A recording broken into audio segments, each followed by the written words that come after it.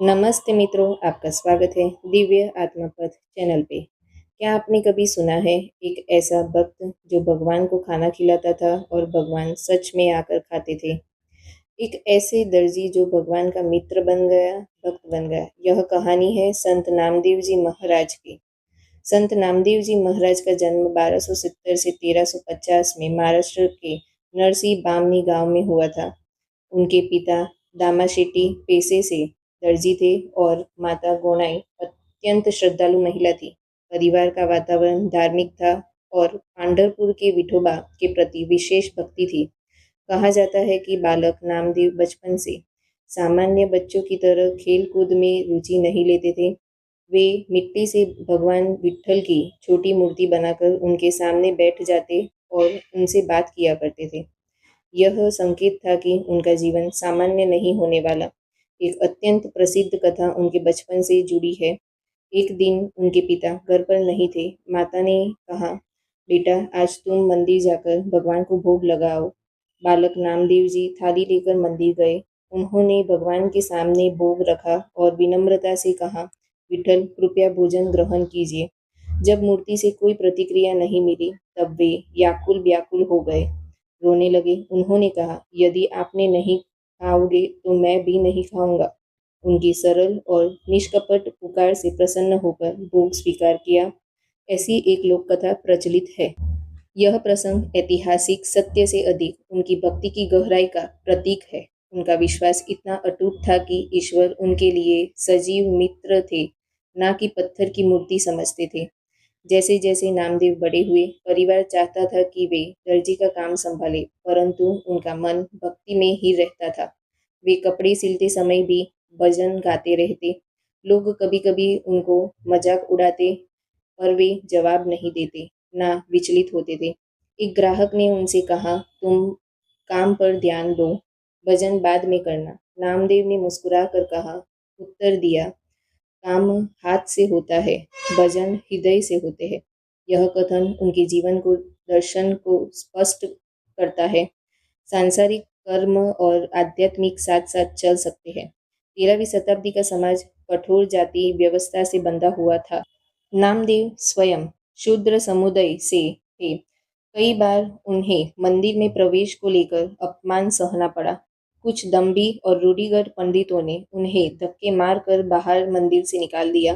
तब उन्होंने बाहर बैठकर भजन करने लगे। समय बीतता गया और शाम आरती का समय हुआ। तब भगवान की मूर्ति उनकी ओर घूम गई। यह कथा सामाजिक संदेश देती है कि ईश्वर के लिए कोई नीच नहीं है। ईश्वर को शुद्ध हृदय की भक्ति प्रिय है, ना कि जन्म का अहंकार। यह विचार इस समय के लिए अत्यंत क्रांतिकारी था। संत ज्ञानेश्वर से मिलन।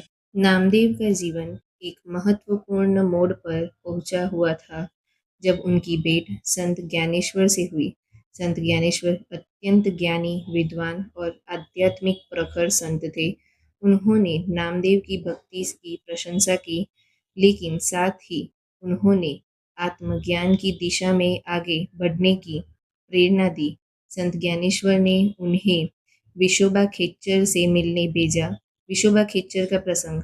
जब नामदेव वहां पहुंचे तो उन्होंने देखा विशोबा खेचर लेटे हुए हैं और उनका पैर शिवलिंग के ऊपर है। नामदेव दुखी हुए, क्रोध से लाल पीले हो गए।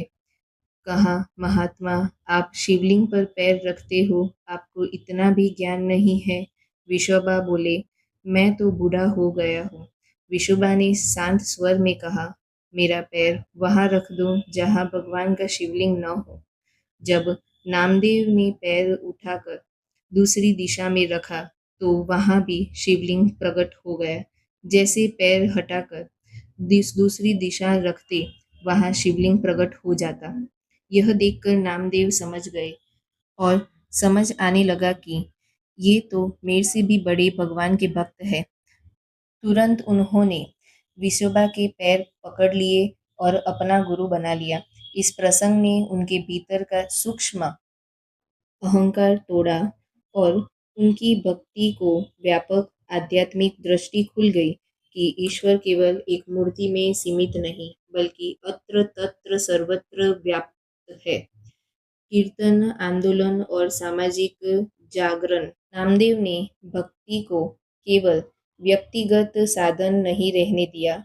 उन्होंने कीर्तन को माध्यम बनाकर गांव-गांव संदेशा फैलाया। उनके कीर्तन में हर जाति के और वर्ग के लोग एक साथ बैठते थे। उस समय में गांव में ऊंच-नीच जाति के लोग अलग-अलग बैठते थे, यानी असमानता बहुत पैमाने में थी। जैसे ऊंची जाति के लोग अलग बैठते थे और नीची जाति के लोग अलग बैठते थे। नामदेव ने कीर्तन सत्संग के माध्यम से ऊंच नीच मिटाने प्रबल प्रयास किया।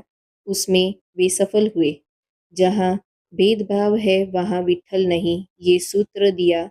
इस कथन से लोगों में गहरा प्रभाव पड़ा और लोग एक साथ बैठने लगे, आने लगे, जुड़ने लगे और समाज निर्माण होता गया। उनकी वाणी में सरलता थी, इसलिए सामान्य जन भी उनसे समझ पाते थे। पंजाब और उत्तर भारत की यात्रा। नामदेव ने महाराष्ट्र से बाहर भी व्यापक अनेक यात्रा की। वे उत्तर भारत और पंजाब तक गए। वहाँ उनके भजन अत्यंत लोकप्रिय हुए। उनकी रचनाएं सिख गुरुओं को इतनी प्रिय लगी कि बाद में उनके पद गुरु ग्रंथ साहिब में सम्मिलित किए गए। यह तथ्य दर्शाता है कि उनका भक्ति संप्रदाय या यह क्षेत्र तक सीमित नहीं थी। यह दिखलाता है कि आध्यात्मिक ज्ञान, वैराग्य, भक्ति प्रभाव प्रसर चुका था। महान संतों की श्रेणी ला खड़ा कर दिया। आध्यात्मिक योगदान। अभंग रचना। नामदेव की रचनाएं मुख्यतः अभंग के रूप में है। अभंग मराठी भक्ति काव्य की शैली है जो सरल भाषा में गहरी आध्यात्मिक अनुभूति व्यक्त करती है। उनकी अभंग में 3 प्रमुख विषय मिलते हैं। पहला, विठ्ठल के प्रति प्रेम निरूपण करता है। दूसरा, सामाजिक समानता भक्ति। तीसरा, आंतरिक शुद्धता का महत्व दर्शाता है, मन शुद्धि। नाम स्मरण करो, वह सच्चा धन है। एक दूसरे की मदद करो, मिल बांट के रहो। उनकी भाषा आम भाषा की तरह थी, इसलिए उनका संदेशा हृदय तक पहुंचता था। नामदेव का विवाह भी हुआ था और उनके बच्चे भी थे। वे गृहस्थ संत थे। उन्होंने यह दिखलाया कि संत बनने के लिए या भक्ति, आराधना, साधना, आध्यात्मिक उन्नति के लिए संसार त्याग करना आवश्यकता नहीं है। गृहस्थ जीवन में भी रहकर आध्यात्मिक उच्च आदर्श प्राप्त किए जा सकते हैं। जब घर में आर्थिक कठिनाइयां आई, तब भी उन्होंने विश्वास नहीं छोड़ा, ना ही विचलित हुए, ना ही डगे। अपार विश्वास के साथ अडिग रहे। वो कहते थे कि जिसने जीवन दिया है वही पालन भी करेंगे। एक दिन नामदेव अपनी कुटिया में रोटी बना रहे थे। रोटी बनाकर एक तांबे के बर्तन में रखी थी। तभी एक कुत्ता रोटी लेकर दौड़ने लगता है। तो नामदेव जी महाराज भी कुत्ते के पीछे दौड़ने लगे और कहने लगे कि भगवान, रोटी में घी लगा हुआ नहीं है, मैं रोटी में घी लगाकर देता हूँ, जरा ठहर जाइए। लेकिन कुत्ता बहुत दूर जा चुका था। नामदेव जी महाराज रोने लगे, अश्रु बहने लगे, क्योंकि नामदेव महाराज कुत्ते को कुत्ता नहीं समझते थे, क्योंकि वो हर प्राणी में भगवान का वास अंश है। वे अनुभव कर चुके थे, आत्मसात कर लिया था, इसलिए वो रोने लगे। उन्होंने अपने अंतिम दिनों तक लोक कल्याण कार्य, कीर्तन और भक्ति ज्ञान जारी रखा। लगभग 1350 ईस्वी के आसपास उन्होंने जीवन समाधि ली थी। उनकी विरासत आज भी जीवित है। वारकरी परंपरा में, महाराष्ट्र के कीर्तन में, गुरु ग्रंथ साहिब में, भक्ति आंदोलन के इतिहास में संत नामदेव के जीवन से 10 प्रमुख शिक्षाएं। पहली, भक्ति का आधार प्रेम है, दिखावा नहीं।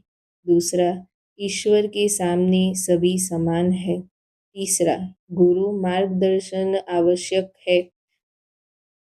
चौथा, अहंकार आध्यात्मिक उन्नति में बाधा है। पांचवा, संगीत और भजन आत्मा को जोड़ता है। छठा, धर्म का उद्देश्य जोड़ना है, तोड़ना नहीं। सातवां, नाम स्मरण से मन शुद्धि और उन्नति होती है। आठवां, साधारण जीवन जीकर भी महानता संभव है। नौवां, विश्वास में अपार शक्ति होती है। 10वां, ईश्वर सर्वव्यापी है। संत नामदेव का जीवन केवल धार्मिक कार्य नहीं बल्कि सामाजिक क्रांति की कहानी है। उन्होंने यह सिद्ध किया कि सच्ची भक्ति किसी जाति, भाषा, क्षेत्र की मोहताज नहीं होती। उनकी आवाज आज भी के रूप में, लोक कार्य के रूप में इतिहास के पन्नों में अमर कर गई है। जब कोई प्रेम से ईश्वर का नाम लेता है, वे हमें सिखाता है कि ईश्वर को पाने के लिए विद्वान होना आवश्यक नहीं, बल्कि सच्चा विवेक और विनम्र होना आवश्यक है। मित्रों, अगर काम पसंद आया हो तो लाइक, शेयर, सब्सक्राइब करें ताकि हमारा मनोबल बना रहे और वीडियो आते रहे। राधे राधे।